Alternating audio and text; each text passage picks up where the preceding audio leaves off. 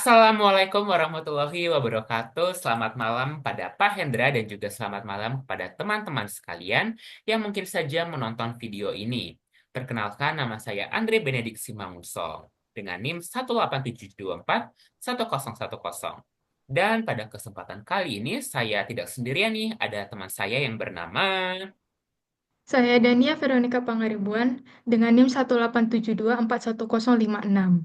Kira-kira nih Kak Dania, kita mau bahas apa ya kali ini?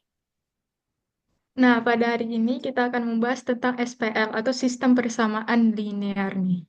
Wah, benar banget tuh Kak Dania. Jadi, pada kali ini kita akan membahas analisis metode Gauss-Jordan dalam penentuan arus pada rangkaian listrik. Dan dengan adanya video ini dibuat bertujuan untuk memenuhi tugas mata kuliah matriks dan transformasi linier, materi sistem persamaan linier.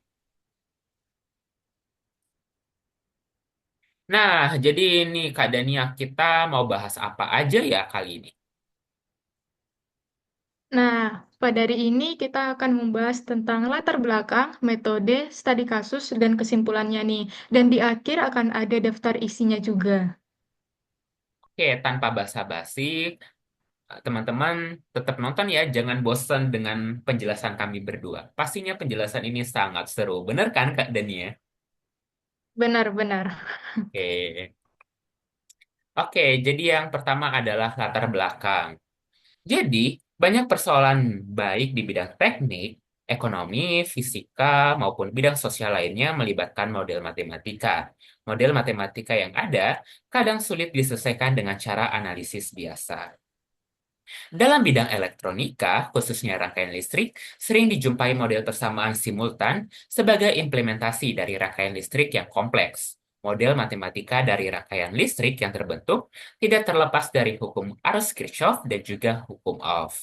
Nah, seperti yang pada kita ketahui, dalam sebuah rangkaian listrik pastinya mempunyai arus yang dialiri oleh arus listrik dan juga mempunyai hambatan.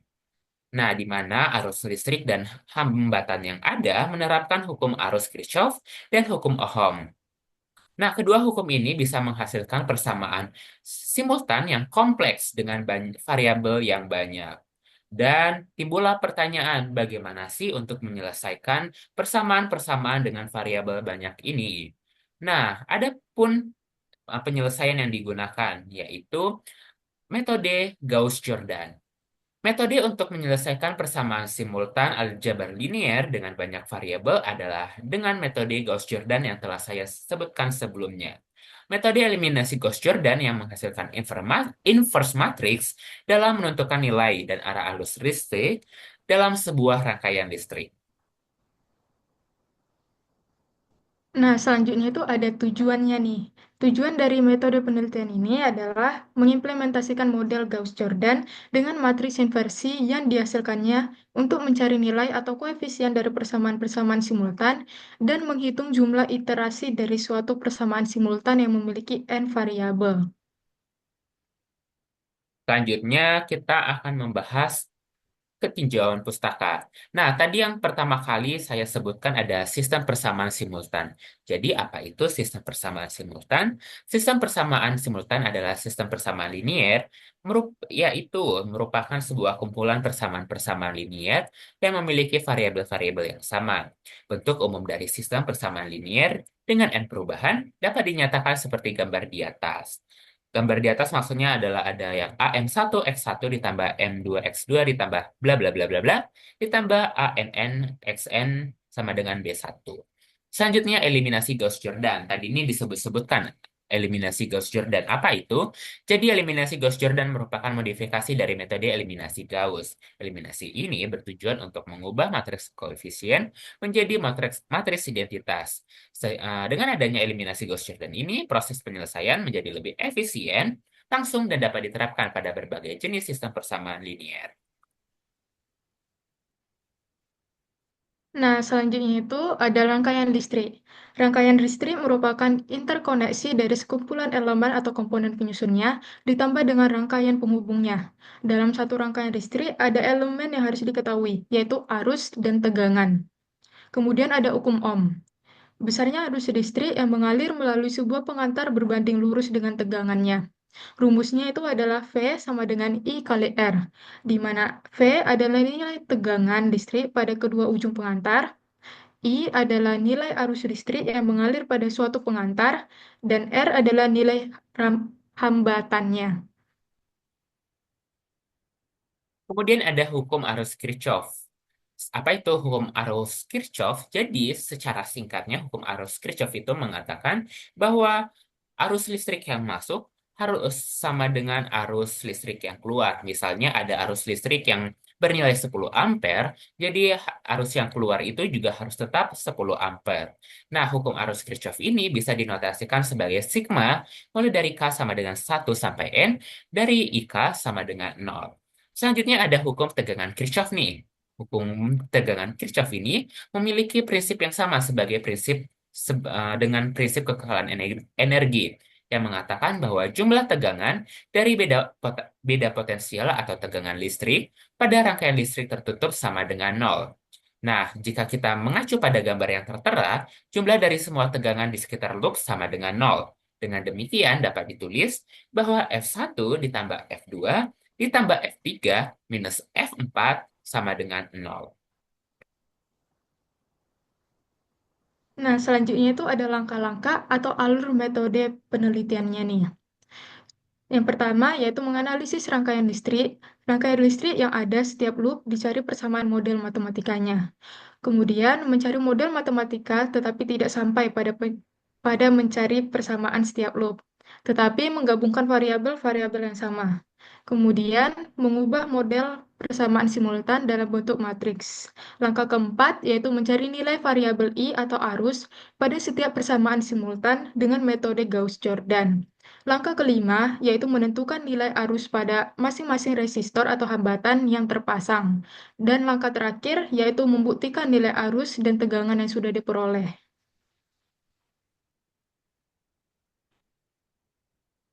Nah, selanjutnya ini ada studi kasus nih teman-teman. Dapat dilihat bahwa ada gambar sebuah rangkaian listrik yang mempunyai 8 hambatan dan juga 7 sumber tegangan. Nah, langkah yang pertama adalah setiap loop dicari persamaan yang menghasilkan variabel arus I, dan kita memperoleh beberapa persamaan.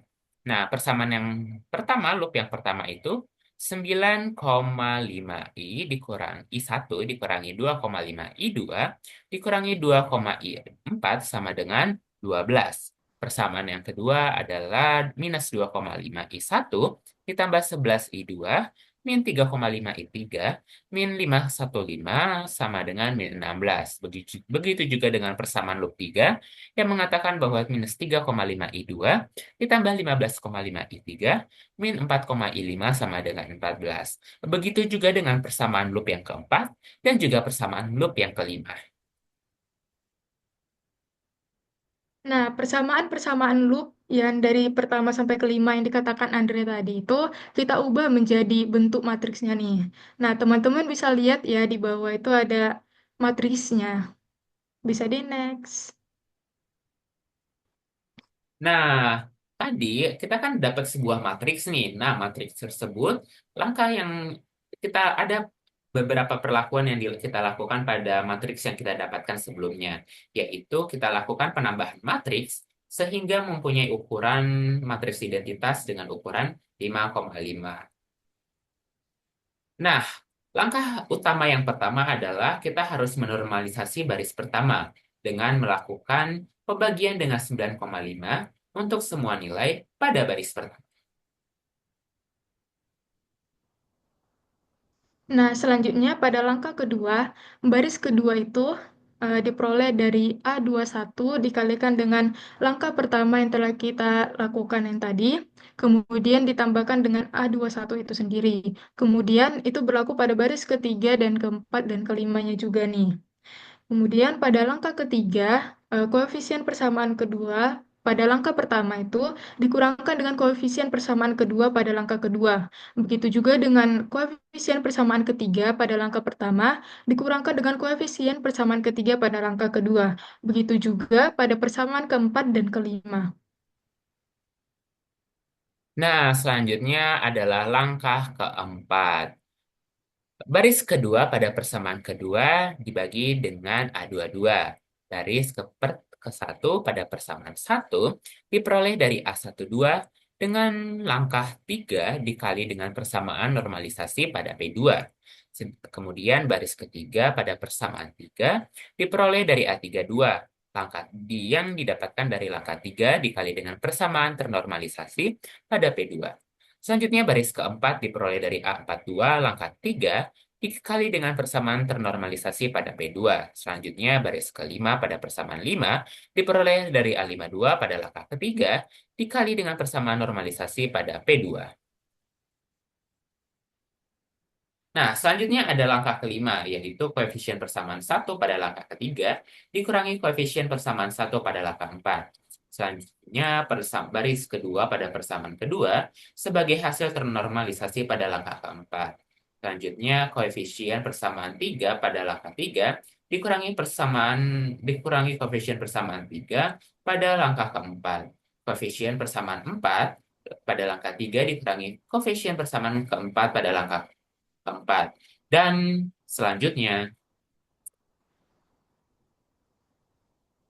Nah, pada langkah ke-6, baris ketiga persamaan ketiga dibagi dengan A33. Baris ke-1 atau persamaan pertama diperoleh dari A13 langkah kelima dikali dengan persamaan ternormalisasi P3. Atau A13 ini dikalikan dengan baris ketiga yang tadi itu dan ditambahkan dengan A13. Kemudian baris kedua atau persamaan kedua diperoleh dari A23 langkah 5 dikali dengan persamaan ternormalisasi persamaan ketiga. Begitu juga dengan baris keempat dan baris kelima. Kemudian langkah ketujuh, koefisien persamaan pertama pada langkah kelima dikurangi dengan koefisien persamaan pertama pada langkah keenam. Begitu juga dengan koefisien persamaan kedua pada langkah kelima dikurangi dengan koefisien persamaan kedua pada langkah keenam.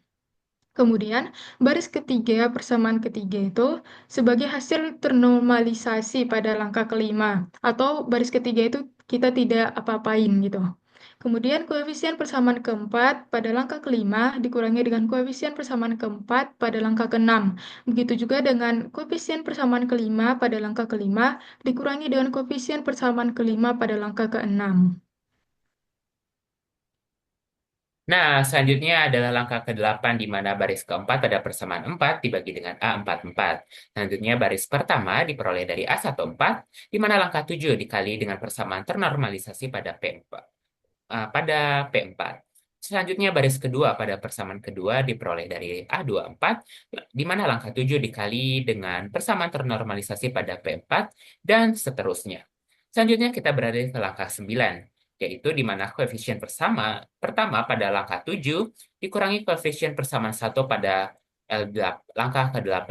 Nah, langkah-langkah ini dapat diterapkan pada koefisien persamaan 2, persamaan 3, dan persamaan 5. Kemudian kita mendapatkan perlakuan berbeda nih pada baris keempat, di mana pada baris keempat ini merupakan sebagai hasil ternormalisasi pada langkah ke-8.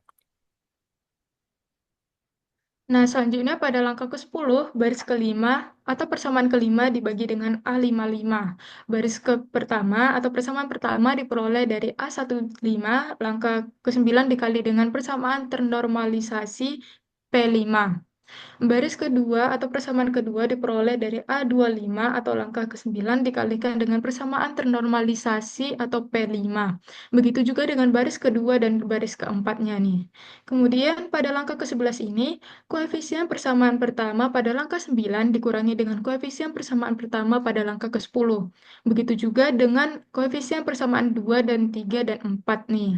Kemudian pada baris kelima atau persamaan kelima tadi, sebagai hasil ternormalisasi pada langkah ke-10 atau tidak diapa-apain nih.